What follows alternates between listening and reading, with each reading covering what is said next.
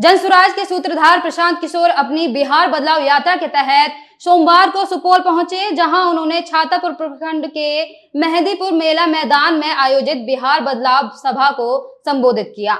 सुपौल के जदिया में छातापुर के रास्ते में प्रशांत किशोर का विभिन्न स्थानों पर नागरिक अभिनंदन किया गया। पार्टी और उनके समर्थकों ने ढोल नगाड़ों के साथ जोरदार स्वागत किया। समर्थकों ने फूलमाला से लाद दिया। प्रशांत किशोर के पीछे गाड़ियों का लंबा काफिला चल रहा था। अपने संबोधन में प्रशांत किशोर ने कहा कि बिहार के लोगों ने पीएम मोदी को मंदिर के लिए वोट दिया, वो बन गया। जाति के नाम पर वोट दिया तो नीतीश कुमार के जाते जनगणना करा। बिहार के लोगों ने वोट लेकर गुजरात में फैक्ट्री लगवा रहे पीएम मोदी। बिहार लोगों का वोट लेकर और देश भर का पैसा लेकर अपने राज्य गुजरात में फैक्ट्री लगवा रहे। अपने अभी तक अपने बच्चों के लिए वोट नहीं दिया, इसलिए अपने बच्चे मोदी से गुजरात में जाकर उनकी फैक्ट्री में मजदूरी कर रहे हैं। उन्होंने कहा कि आज यहाँ लोगों को जागरूक करने आए हैं, उन्हें अपने बच्चों के भविष्य के लिए वोट करना होगा। जनता इस बात से संतुष्ट है कि उन्हें 5 किलो अनाज, सिलेंडर और बिजली मिल रही है, लेकिन जनता ये नहीं सोच रही है कि उनके बच्चों को शिक्षा और रोजगार नहीं मिल रहा।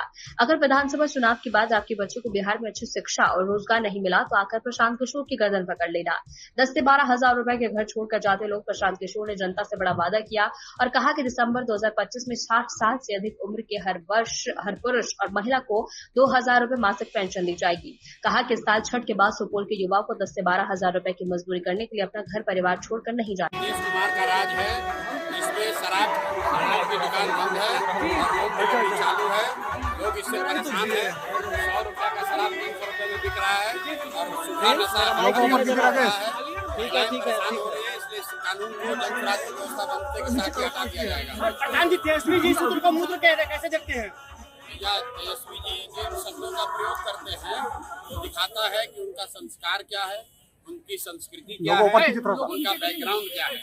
तेजस्वी जी से आप लोग इससे बेहतर भाषा का अपेक्षा मत रखिए। ये वही लोग हैं। किसी ने मुझे कहा कि तेजस्वी यादव अपने एक कार्यक्रम में युवा सांसद बुलाए थे, उसमें कलम बांट रहे थे। मैंने उनको याद दिलाया कि तेजस्वी यादव कलम वाले नहीं, कट्टा वाले नेता हैं। इनके जब पिताजी और माताजी का बिहार में सरकार था तो बिहार में, पूरे देश में बिहार की पहचान कट्टा बनाने वाले राज्य की थी।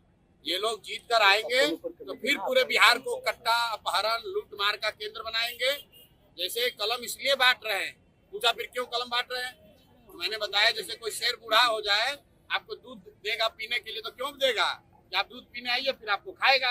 ये सब कलम बांट के बिहार की जनता को बेवकूफ बनाएगा। जब सत्ता में आ जाएगा तो फिर वही कट्टा, रंगदारी, अपहरण वही कराएगा। बिहार में लगातार हत्याएं हो रही है, बिहार में लगातार हत्याएं हो रही है।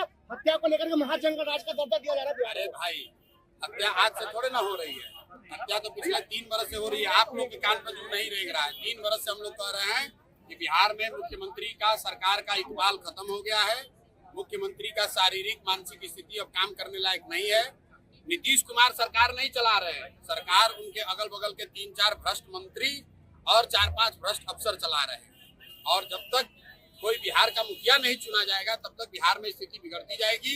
कानून व्यवस्था की स्थिति भी भविष्यवाणी कर देते हैं, अभी से और बिगड़ने वाली है। क्योंकि हर व्यक्ति सिर्फ और सिर्फ पैसा लूटने में लगा हुआ है, किसी को जनता की चिंता नहीं है। बिहार में की रणनीति क्या है शिक्षा, स्वास्थ्य, बेरोजगारी को लेकर के? रणनीति हमको बनाने की जरूरत नहीं। रणनीति एक है, इस बार बिहार के लोगों को वो रास्ता दिया जाए जहां पर लालू के डर से नीतीश मोदी और मोदी के डर से लालू को लोगों को मजबूरी में वोट न देना पड़े। एकमात्र रणनीति है। जिस दिन लोगों को नया रास्ता दिख जाएगा, लोग खुद समझदार हैं, लोग अपने बच्चों के लिए शिक्षा चाहते हैं, रोजगार चाहते हैं, पलायन का खात्मा चाहते हैं। लोग, इन लोगों के राजनीति से लोगों का कोई लेना देना नहीं है। तो रणनीति साफ है कि इस बार बिहार में लालू के डर से मोदी और नीतीश नहीं, और मोदी के डर से लालू का ललटेन में किरासन तेल कोई बनने को तैयार नहीं है। लोगों को एक नया रास्ता जनसुराज का दिख रहा है, जो ईमानदार है, जो सशक्त है, जिसके पास बिहार सुधारने का रास्ता है। और सबसे बढ़कर ये दल किसी व्यक्ति, किसी परिवार, किसी जाति का नहीं होकर बिहार के हर उस व्यक्ति का है जो बिहार को विकसित राज्य के तौर पर